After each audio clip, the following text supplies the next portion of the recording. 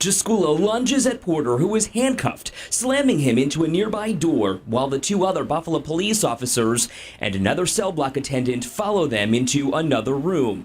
Porter is slammed to the floor and dragged along the tile. Another shot, another angle. Jaskula drags Porter like a child dragging a rag doll.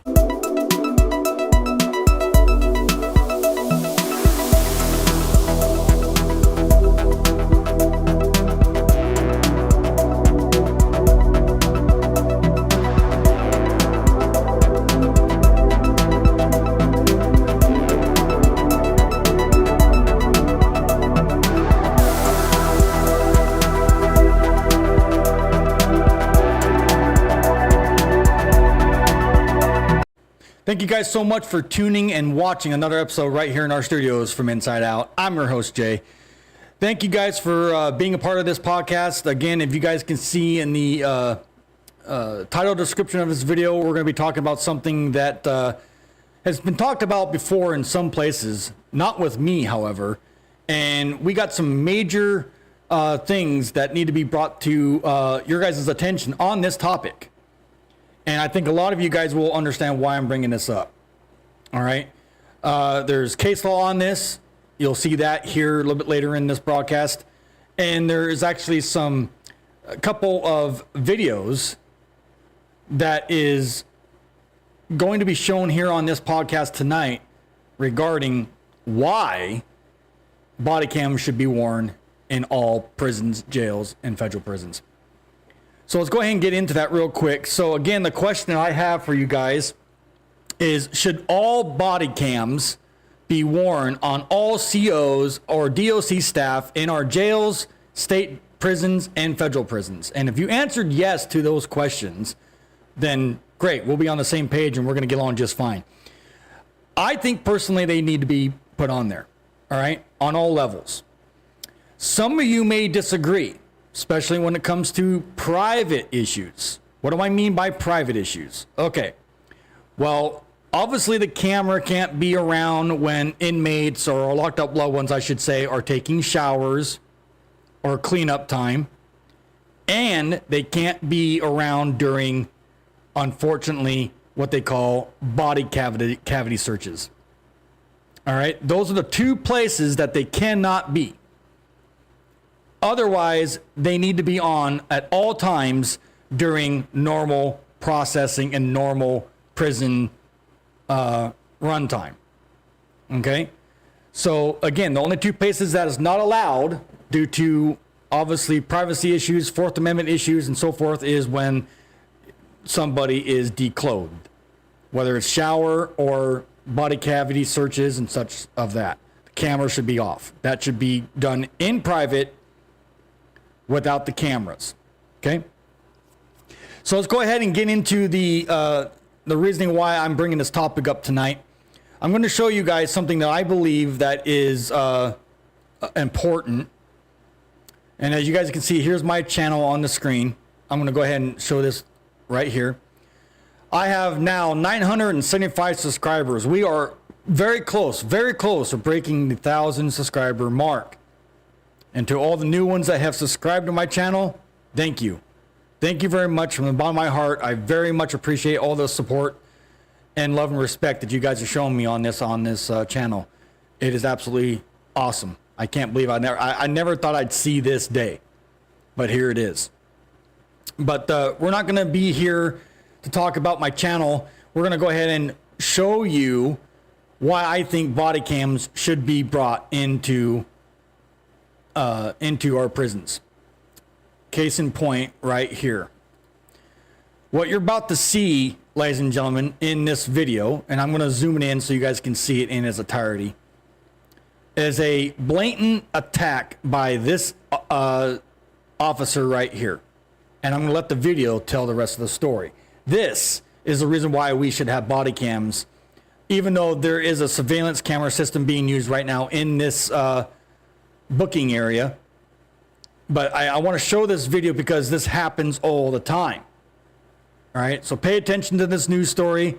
I got another video I want to show you, and then we'll go ahead and get into the process of why I think body cams should be in our jails and prisons. Let's go ahead and play the video. What's said in this initial meeting between Sean Porter and Matthew Jaskula moments before this violent takedown inside the city lockup in downtown Buffalo is unclear. Jaskula lunges at Porter, who is handcuffed, slamming him into a nearby door, while the two other Buffalo police officers and another cell block attendant follow them into another room. Porter is slammed to the floor and dragged along the tile. Another shot, another angle. Jaskula drags Porter like a child dragging a rag doll across the floor while Porter is in the fetal position. You can actually see other inmates perk up watching Jaskula drag Porter to his cell. Two men grab medical gloves. Both police officers stand there, one with enough time to spit into a water bottle, watching the jailers rip Porter's clothes off while Porter stands in a puddle of his own blood. He's then put in restraints with some sort of a mask on his face, wheeled into another cell where he sits and waits for someone to come and help him. He was removed from the restraint chair and walked out of his cell, and by the city's own clock, that was more than 90 minutes later. In his boxers, he's walked through the lockup as a new inmate and two other attendants watch. You can see this one guard's face drop from a smile to a look of disbelief. This whole thing started at 10 o'clock at night on May 19th, 2016. And just before midnight, Porter is walked out of city lockup, bloodied, no shoes, no pants, and put in the back of the police car. Not an ambulance in sight. For his use of excessive force, depriving Porter of his civil rights, Jaskula was sentenced to 18 months in federal prison. He was released at the end of last year. Just days ago, the city paid Porter $300,000 as a settlement for what he endured. There you go, ladies and gentlemen. And I stopped it there for a couple reasons. And again, all courtesy and credit and whatnot go to WKB. I'm sorry. Where did it go? Holy crap. Interesting. I just had it up there. Oh, there it is. Anyways, all credit and whatnot goes to WKBW-TV, Buffalo, New York. So this happened in New York. Surprised? Oh, ladies and gentlemen, it gets so much better. Again, this guy, you just heard him get a settlement and a amount of $300,000+. In my personal opinion, that should have been more. Let's go ahead and show you another video, what I'm talking about. This is proof, ladies and gentlemen, why we need body cams. This kind of shit needs to stop. I'm going to go ahead and back this up, and I'm going to show you this video in its entirety right here. No sound. You be the judge of these videos.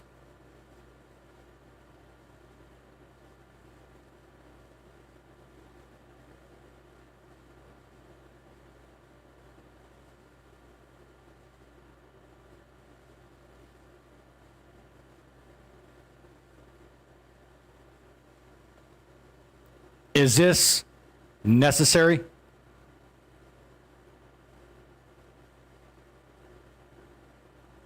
Here comes backup.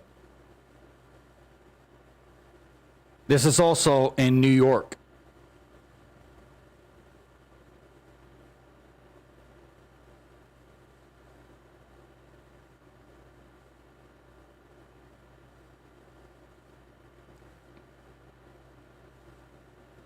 The guards are not doing anything. And if it wasn't for this camera footage, because these guards are not wearing body cams, we wouldn't be seeing a lot of this, what you're seeing now. And I want you guys to understand something. Yes, we do have cameras in our prisons, but they're not good enough. Some are grainy, some are poor quality, some you can't even see what's going on. Okay? And this fight continues. These guards, where's their backup? How come there's only two, not more coming in?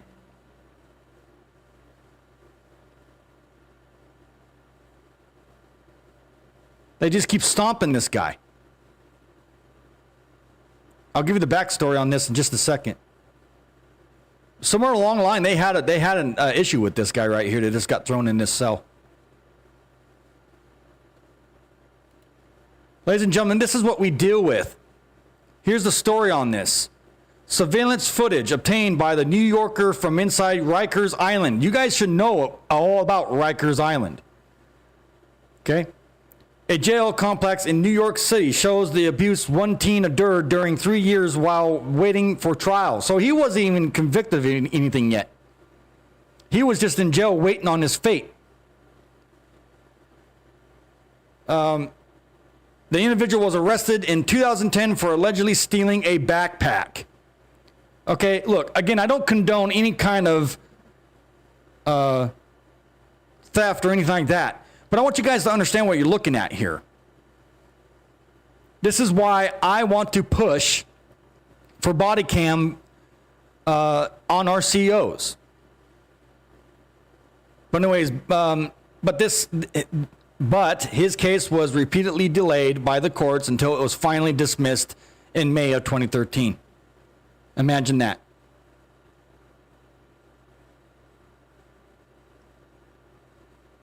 So you guys can see what we deal with. These guys get away with everything, even though there was a $300,000+ lawsuit filed and won.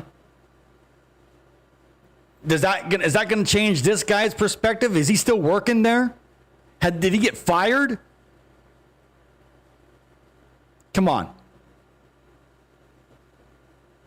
I can do this all day, ladies and gentlemen. But the purpose of this podcast, and I'll get out of this and come back over here to you guys. Bear with me.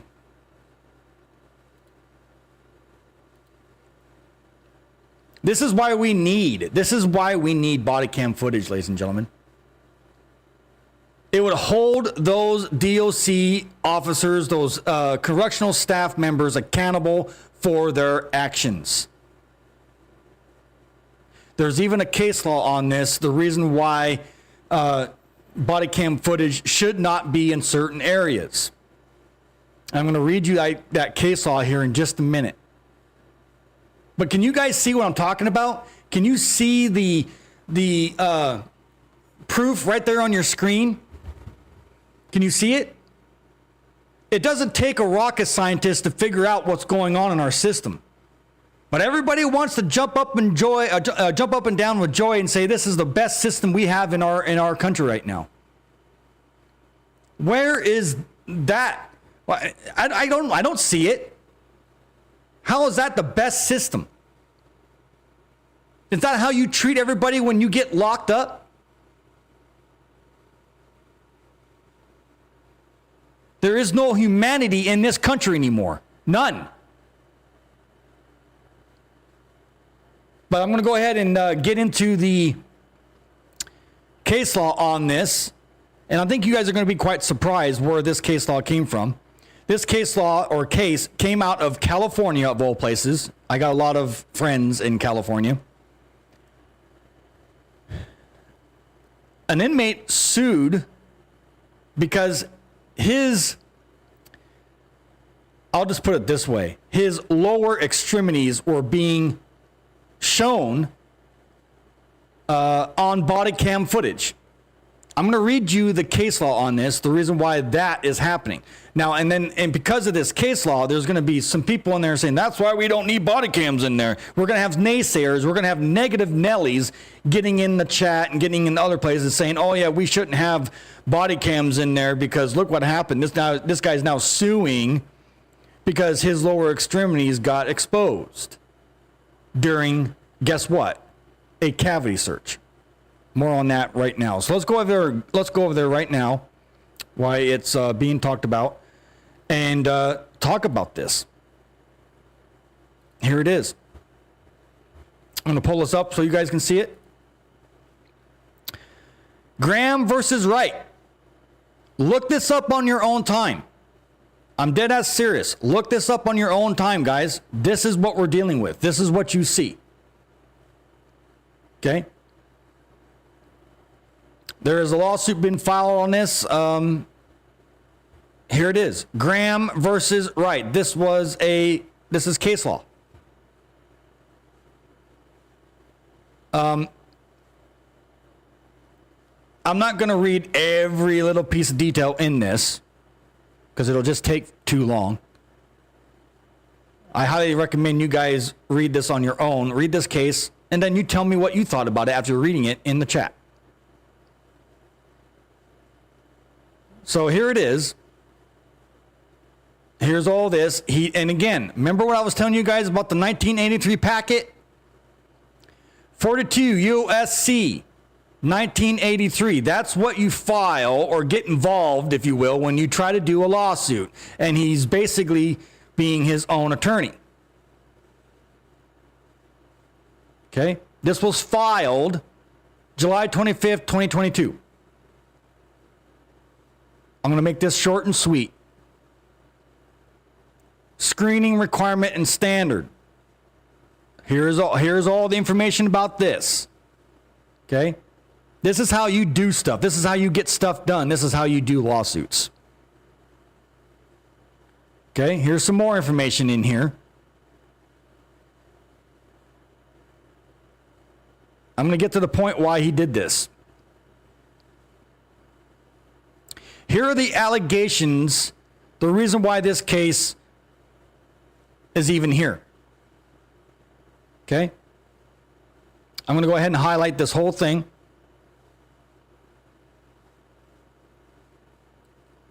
Okay? Plaintiff is currently housed at Corcoran State Prison. This is in California, where the events in the complaint, are alleged to have occurred. Plaintiff names as the sole defendant M. Wright, correctional officer. Plaintiff alleges violation of Fourth Amendment invasion of privacy and First Amendment right against retaliation. There it is. Scanning through this, I'm going to tell you what happened here. This became a routine inspection. Again, keep in mind, routine inspection. Okay? Again, these routine inspections are just going to cell and inspecting their cells, checking for contraband and whatnot. That's what they do. Okay? But that's not the issue. This officer was not authorized to do a strip search. I'll say that again. He was not authorized to do a strip search. What is a strip search? For some of you that don't know, obviously it's inspect the body cavities. And we're not going to go into any more detail than that. If you can't understand what inspect the body cavities are, well, do your own research, I guess. I'm not going to try to get too detailed on that. It's a no-brainer. But the officer did it anyways.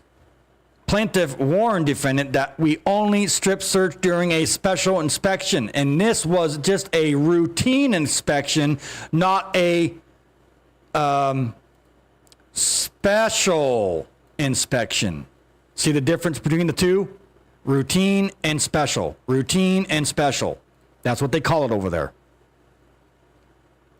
And there is more information on that right there. Okay? Moving on real quick. I hope you guys can see this. Not during routine inspection. Defendant Wright said, "On my watch you do." And again, I'm assuming that's what the CEO said. "On my watch you do." Plaintiff was upset because he had to show his genitals and anal cavities without medical setting under direct supervision of a physician and called defendant Wright a fag. So professional. And ladies and gentlemen, again, like I've said before in many other videos I've done, that is your tax dollars hard at work. Let's just go ahead and be rude and disrespectful on top of everything else that's going on here. Plaintiff said he would 602 defend it. I'm not sure what a 602 is. If you guys know what that is, put in the chat. Defendant Wright said we'd see who is a fag and said 602 me. Plaintiff believes that during the first search, defendant's body camera was off. Again, defendant's body camera was off. Moving on. Plaintiff alleges that according to CCR, and these are all case numbers and policy numbers and whatnot, a routine inspection is completely different from an inspection of body cavities, which plaintiff contends was unconstitutional, and he's absolutely correct. Plaintiff alleges that the body cavity strip search was done in an unconstitutional manner to invade his privacy, violating his Fourth Amendment rights. Again, ladies and gentlemen, violating his Fourth Amendment rights. A lot of haters and trolls and whatnot think that when you are in prison or jail or wherever, you don't have any rights in there. Well, I say this. Bullshit. You do. Okay? Just because you're locked up doesn't mean your rights go away. Always remember that. You have rights, even during lockup. Moving on real quick. Violating his Fourth Amendment rights. Okay, the cell door was wide open, which allowed other inmates to view the strip search. How kind and respectful is that? Defendant said he don't like 602s around here, and the institution has the authority to get rid of production of the body cavity camera's video by destroying it. But did they really destroy it? You're about to find out. 5 days later, on 9/13/21, defendant Wright took actions to silence plaintiff from 602ing him and came back to the building as the floor officer. He immediately abused the strip search procedure for a second time as a ruse to retaliate, harass, shame, humiliate, degrade, and punish plaintiffs. As motivated by an invasion of privacy, the second strip search was not done for a valid purpose or a valid reason, and was done while there were onlookers in the day room, and done willingly to have defendant Wright's body-worn camera activated. Uh-oh. See, we do have body-worn cameras in California's prison. Not all states are doing this, though, however. So, if you're asking questions such as this, how can we get body-worn cameras in other states? I'm going to tell you how here in just a minute. But I want you guys to see what's going on here. Plaintiff alleges that plaintiff informed Wright of the red light being activated on the body-worn camera. Yes, when the light is on or flashing, that means it's recording. It's a dead giveaway. Meaning the camera was still activated. Defendant Wright discarded plaintiff and stated for plaintiff to strip naked,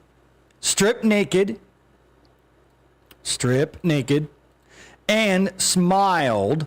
Plaintiff alleges that defendant Wright was trained to deactivate his body-worn camera during unclosed strip searches.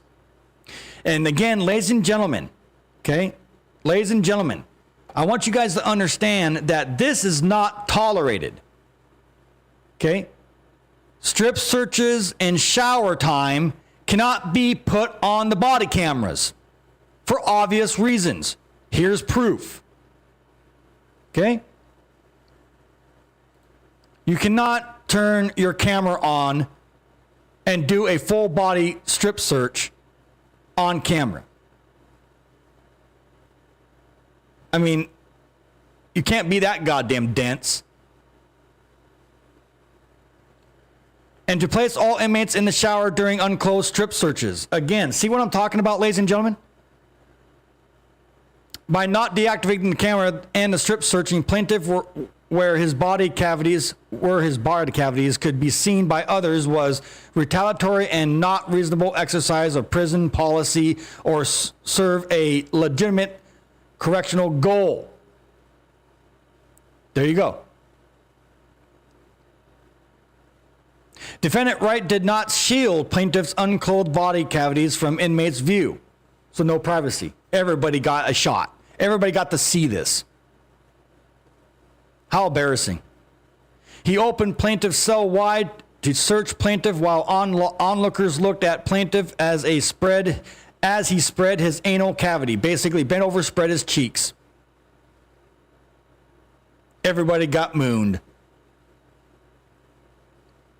No dignity, no respect, nothing inside this prison. And if I was there, this is probably what I would have done if this was happening to me. And you guys can say what you want about it, but me, hell no. Hell no. I would have turned around and cold-cocked that officer for that shit.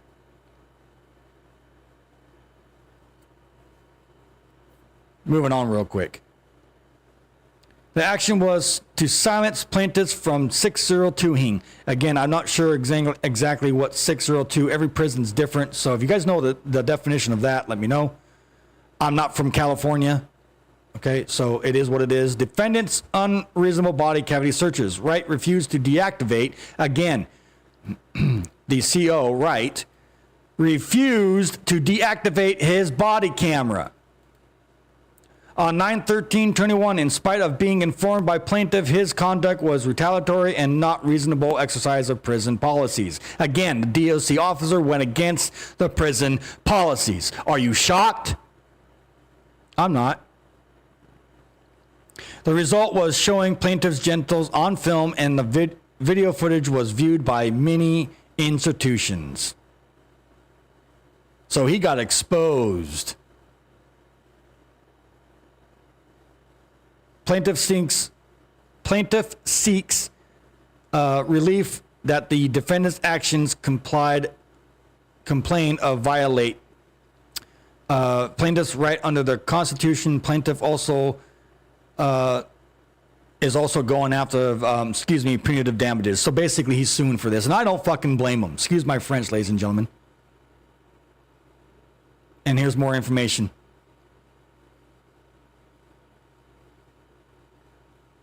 If you guys want to read this whole entire case, you can do that. Again, like I said, go just type it in Google, Graham versus Wright. It's in California.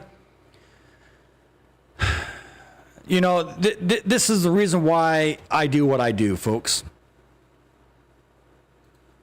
This is why I do what I do. I mean, it's just, I can't wrap my mind around it. So, ladies and gentlemen, if you want to push to get body-worn cameras in your prison, in your state, wherever you're at, let's get a petition signed. Let's get something moved. Let's get something going, and let's get some accountability going on with our DOC staff. You know, I've had enough with this bullshit. Enough's enough. You know, violations are violations. But when they're done deliberately and just out of spite, because I don't like you, I hate you, I'm going to retaliate against you just because, yeah. So, ladies and gentlemen, if you guys like this type of content and you want to see more of it, you know what to do, ladies and gentlemen. Hit the sub, hit and smash the like button, share this video, and put a comment down below what you thought about this video. I'm not gonna play games anymore. It's time to get serious. Case in point, right here. People are getting beat up. Beatings are happening all the time. All the time. Right here, especially. Again, look at this. Walked out his cell, boom, boom. Slam on the ground, beat his ass. Again, I'm not sure exactly what caused this, what the backstory is, but this CO is completely 100% out of pocket. I got no respect for this guy. No matter what, if he mouthed off or not, doesn't matter. Free speech is free speech. We need to do something. We need to change our system. Who's with me? There's a buttload of videos just like what you've seen right there, out there right now, floating around for everybody to see. It happens. It's a real thing. It's not made up bullshit. If you're tired of it like I'm tired of it, then support me, help me, stand by my side, and let's bring real true change / justice to our system. Enough's enough. I hope you guys enjoyed this podcast. I'm your host, Jay. I will see you all on the next video. Good night, everybody.